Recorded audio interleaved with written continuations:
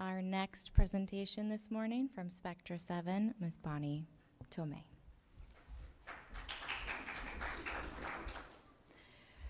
Good morning, everybody. This is Bonnie Tomei. I'm the CFO of Spectra7.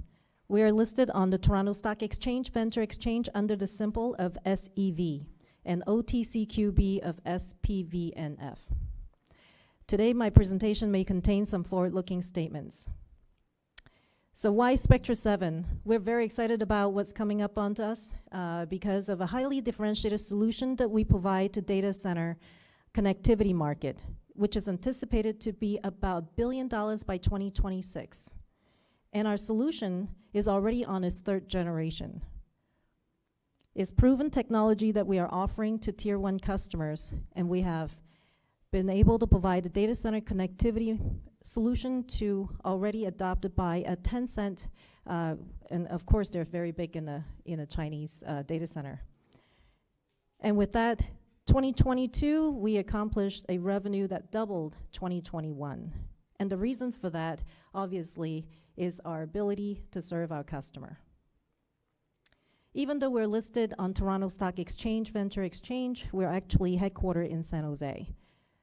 Most of us work in the Silicon Valley because we have the experience and we understand the ecosystem of a semiconductor.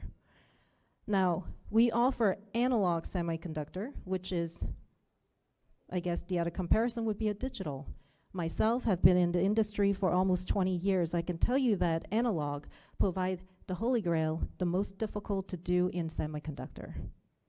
In our case, we basically take our analog chip and put it in the connector of a cable and connect server and switches within a data center. The team you're going to be taking a look at in Spectra7 have a combined experience of over 100 years in semiconductor. So that's a great team to know.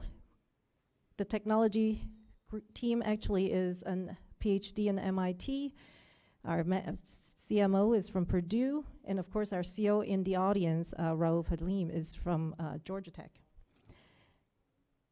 So the address market that we've been improving our technology has been in the last 12 years with 55 US issue patents. The area that we serve as consumer connectivity, just like HDMI, specialty cable display cables, and then AR, VR. As you know, we have been in the past serve Oculus before they did a standalone, and most recently, we serve Sony. And PSVR 2 equipment actually has a connector, and that connector came from Spectra7 with our chip in that cable. But where is going to drive a tremendous amount of growth for us is going to be in data center. We all hear about AI today, and I'll talk a little bit about how that's going to help us in getting to this adoption.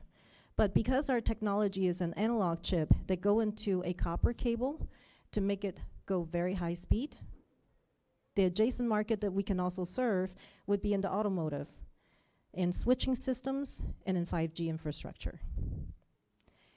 So talking a little bit about the AR, VR, of course, PSVR 2 had come out earlier this year. If you have not tried it, it's really good. And why is it very good is because of this 5K resolution. And what our chipset has been able to do is to put one chip that connects to the console and two chips on either side of the headset. So that cable is what's enabling that immersion experience to deliver 5K resolution between the PlayStation and the PSVR 2. But again, where we're going to be focusing the hyper growth for us is going to be in data center. The hyperscale data center market is huge. According to Delors, they need to spend about $400 billion by 2027 just to meet all of the needs, AR, cloud, ML, deep learning, TikTok, and YouTube. On both sides, North America and Asia, we have relationship with each and every one of these data center operators. And of course, going back to AI, which is all the rage right now, we're very excited about that because we've been sharing with you about this data center market opportunity for quite some time.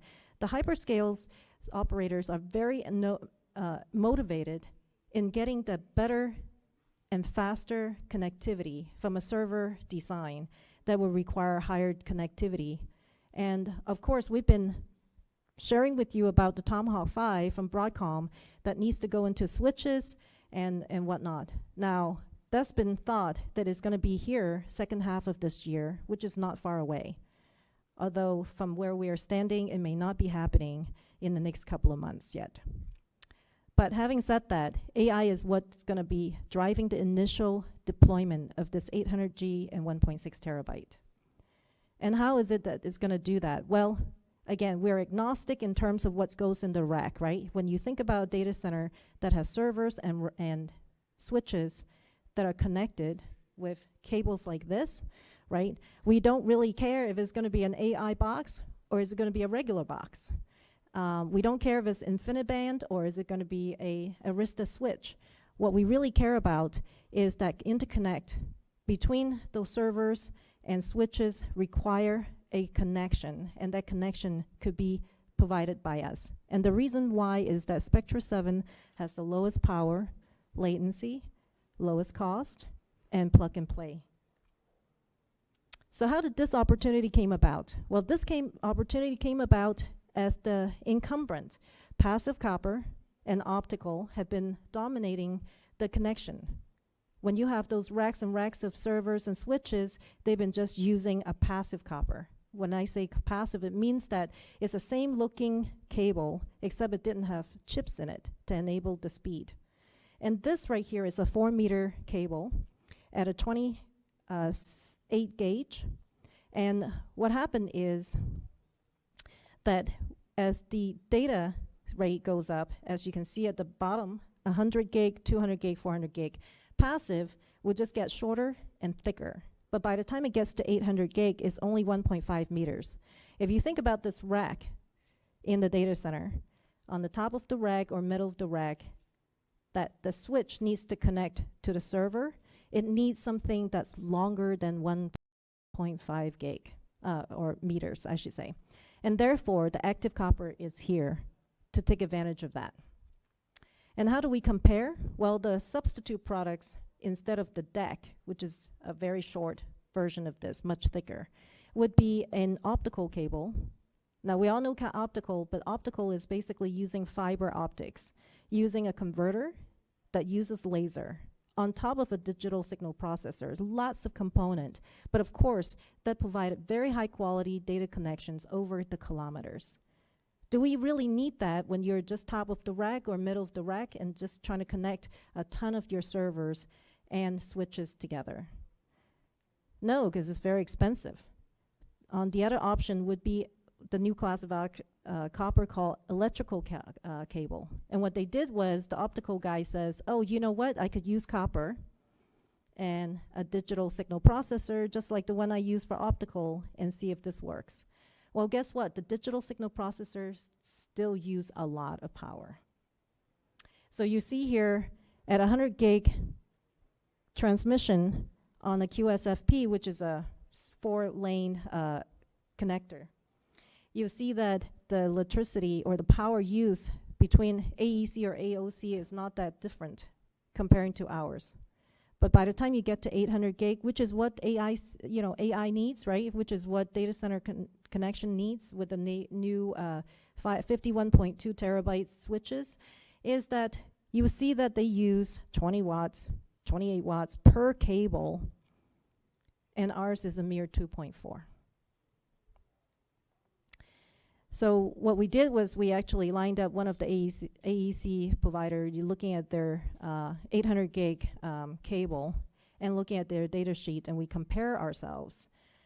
Now, again, top of the rack, rack next to rack, you don't really need a cable longer than 4 meters because majority of them right now is about 2.5 is all they need in terms of length, or 3.5 in some cases. And in the case where we provided to our Chinese data center customer was about 5.5 meters. So with that, the power you can see, again, is a savings of 8x. And the latency, again, they need to do links. There are a lot of conversion in between, so 250 nanosecond latency. So it may not be applicable for them in certain instances where latency is important. and ours is less than 1 nanosecond. Now, this is also a case where data center operators do not need to pay more to get more. The CapEx is half. So there is no reason why they shouldn't be using ACC. So to translate that into benefit, here is the power savings at 800 gig. 100,000 server, typical for hyperscale data center, will require, in this case, to use 4 megawatts to power up their AEC. Is more power than they need for their switches and servers together, or their switches, I should say. But for the ACC, they only need to use half a megawatt. So 3.5 megawatt savings for power that is so important today. You know, PG&E just increased their rate last week 25%. So with that, it's $17.6 million per year in operating expenses, not to mention about the savings that they don't need to spend on cooling the room with all that power that's going through. So how big is this market? As of today, there are a ton of, a few other research groups that has come up with these market data, and they're looking at this data center interconnect market to estimate it to be about $3 billion by 2026, and that over 2/3 of that would be in active copper. So from a revenue perspective, we're seeing a huge market that we're going after with proven technology. And knowing that we're just dealing with top of the rack over rack, we are looking at our segment addressable market to be about $1 billion by 2026. So in short, our long-term operating model, given our technology have such a great value proposition, we're going after a market that is now at the great inflection point. You know, we're just targeting minimum penetration in the market to achieve a 60% 4-year CAGR, a gross margin of 60 to 65%, and EBITDA margin of 25 to 30%. And again, our model is a fabless CapEx light model, so it's very scalable. Once we have, and we have already established our supply chain, it's very easy for us just to place purchase orders for wafers to be delivered to the next stop, until it gets to our customer. So most recently, our stock, again, I would like to remind you we're trading on SEV, Toronto Stock Exchange Venture Exchange under symbol of SEV, and OTCQB under ticker symbol of SPVNF. Our 12 months revenue is $12.3 million. Our 12 months gross margin for that period is 54.3%. And we have a strong support from Insider. And also we have a convertible debt of $6.6 million on our balance sheet with 39.8 million shares outstanding. And I wanted to thank everybody to continue supporting us and investing us. I'm now open for questions. Yes, sir. The question is, who do you sell to? So our go-to-market model, it goes like this. We sell directly to cable manufacturers, actually, or through our disti. And what happened is, in the ecosystem, when we work with our data center operators, we work with them directly, actually. We have a direct sales team. And of course, our technology, even though it's make it very, very simple, once you get it into the cable, is to understand what their needs are. So data center operators may want this to be a certain length, a certain speed, and we talked about a little bit about the form factors they wanted. Is it QSFP, or is it QSFP DD, or is it OSFP? So when we work with them, our chip actually could go into being modified to allow them to make those choices. And of course, working with them to do a product ramp is pretty standard for all semiconductors. And that's what we do, is provide that. And this is the reason why it's so important to see the team, whether or not they could deliver the high-level service to the customer and giving them great technology as well. And that's what we do. So we sell to, as an example, North America data center operator may want to buy our product, and in that case, they could buy it. We work with them as well as a cable partner to make sure that they have the cable to test. And of course, this is one of the examples I have in my hand. There are many of those that are being tested and qualified. And with that, they decide what flavors they ended up buying with the cable manufacturer. And then the cable manufacturer either placed through the order through us or through our disti. Hopefully that answered your question. Thank you.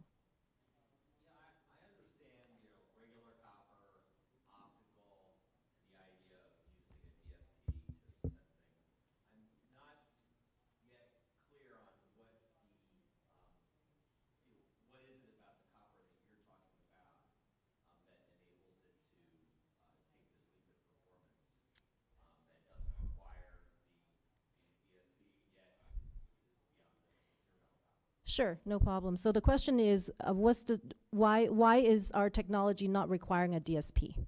So is that a good to work with copper?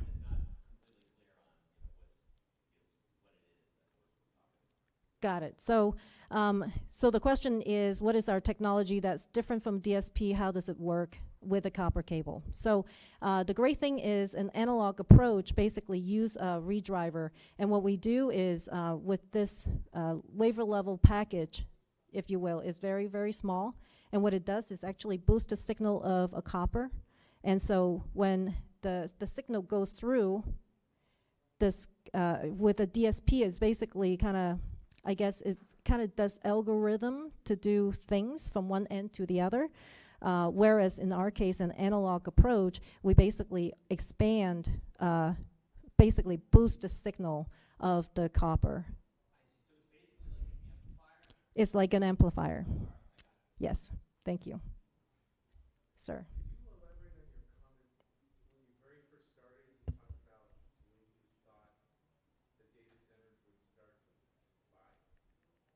So what we have shared is that, I think this is the slide you were talking about. So what we have said was, now Raouf is in the audience, by the way, and our CEO. So what happened was, when we took a look at the technology when first started, is to say, okay, well, you know what? Copper medium is what we work with, and the speed is what we need, right? Is to boost the signal. And we're at 112 gig per lane, 112. So think about your home connectivity. You're talking 5G right now, maybe 10G, right? So we're talking a very high speed that our analog chip can enable. And what happened was, when we put this onto a copper cable and we showed it to the world in 2017, everybody said, wow, this is great, but I don't need a high connectivity yet. So I think your question was when. And so because of all of the excitement right now with all of the spending, started last year, the research have come out to talk about the 112 gig for North America is going to be this year in the second half. And what they're looking for are the switches and the server configuration that will require this 112 gig. So prior to this, about 2 years ago, we thought that they would be doing the 56 gig, which we also have. That was our second generation. And they have not, at that point, because of COVID, adopted that. And they just skip over 56 gig altogether now and looking at this 112. So I think, you know, from a timing standpoint for us, we believe that it is imminent this year. However, like I said, as of right now, we're not seeing that yet. So maybe at least not in the next couple of months, because that's our lead time. And so we're looking for hopefully early part of Q4. But I think the key is what's going to drive that is going to be AI, right? Again, we're agnostic in terms of, you know, what kind of switches you're using. We're agnostic in terms of what kind of server you're using. We are here to provide the interconnect between them. So I think the timing is definitely second half of this year, because that's what everybody says. And if not, it will be at the latest early next year. Hopefully that answers your question. Sir. What will your future in the AR/VR headset market look like with Apple's new introduction of their Vision Quest, like, or their Vision Pro headset? I see. Yes, the question is, what is the future of AR/VR for us? as well as how it applies to folks like Apple. I just wanted to say AR, VR for us is really to enable the connectivity between a connection. So when we take a look at the folks who are currently like Apple, the Vision Pro, it is a standalone headset. So it's not a huge focus for us.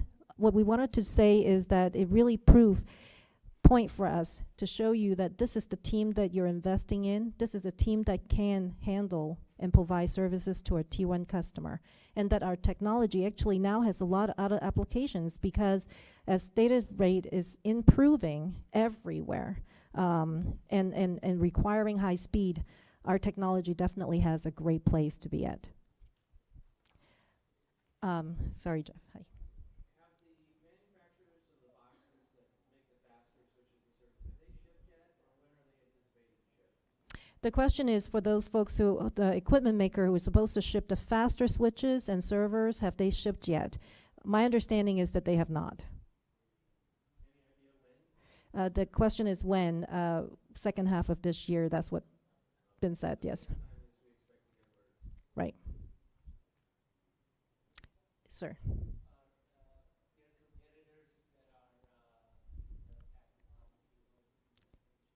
Sure. The question is, who else are the competitors in this space? We like to also acknowledge that it is really great to know that it's been validated. This is a huge market. So there are 2 other competitors out there, but we believe that we have a better technology. There are certain nuance that we are doing in our approach, so on so forth, that has been one patented, 2 is it actually does a better job. So instead of giving them some advertisement, I'll just say that there are a couple of them, and I can talk to you a little bit more about them. They're larger companies. And the question is, how does their technology compare? And of course, I'm not just pounding chests here. Our team is not just pounding chests here, but we believe we have a better, superior product. And we get that from a feedback from the market. Question back there.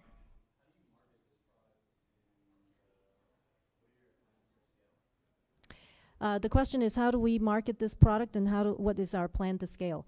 So again, we have very experienced team here in the semiconductor, and we also have folks who's been at it since 2017. So our go-to-market is, and as I've said, we have relationship with everybody on either side of the ocean, and those relationship is what drives the adoption for us. And those relationship would be not only going through and talking with them directly, but we also work with cable manufacturer.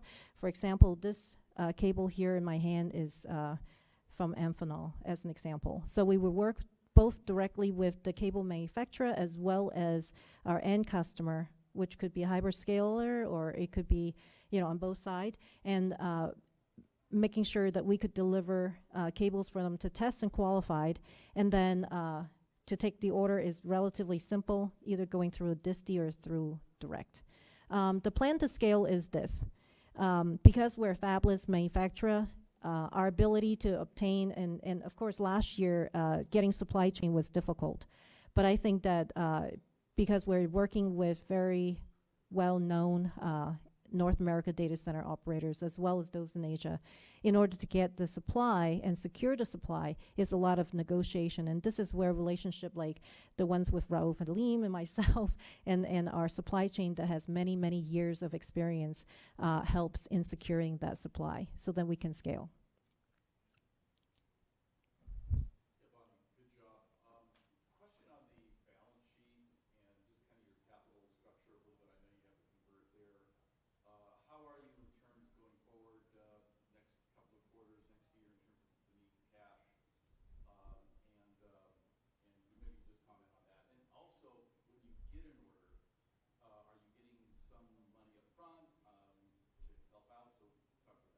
Yeah, the question is, what about the balance sheet? Do we have enough cash going forward, and then to manage the growth? And then the second is, how do we manage the cash when we take an order? So interestingly, I've been at the company for 2 years. We did one raise, and most recently we did a minor, a smaller raise. And all of it is really trying to get ready for the impeding, adoption. And of course, we believe that our cash balance right now is good. At least there's not a plan for additional raise. And then to deal with the customer generally is to ask for payment as soon as possible, but also working with our supply chain so then we are not burning cash as prepay. But we do still continue to work with that. My time is up. Thank you so very much.